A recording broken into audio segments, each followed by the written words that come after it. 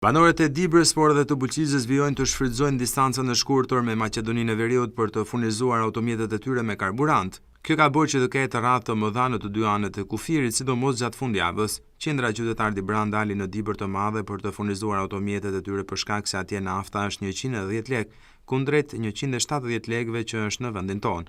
Por drejtuesit e mjeteve ngrenë shqetësimin e pritjes në radhë për orë të gjata, teksa duhet të kalojnë kufirin.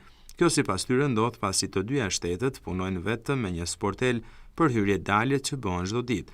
Ata kërkojnë që shtetet të rrisin kapacitetet në këtë dogan, pasi vitet e fundit lëvizja e qytetarëve është shtuar shumë për shkak të çmimeve të ulta të shumë produkteve në shtetin fqinj të Maqedonisë së Veriut. 2 orë me pas një hall një problem, des në rrimë atë. Ka dik ne diane. Du të jenë më shumë, du të hapësh sportele më shumë. Jo, çdo ditë kështu është. Probleme. Po të ma nafta o ma lirë, 1.100 lekë. Kene o 1.700. Ka që 1 orë bu që rrim këtu, ngellëm këtu. Problem. Shumë edhe po që do që po kjo ka ma shumë jo. Neglizencë shumë valla.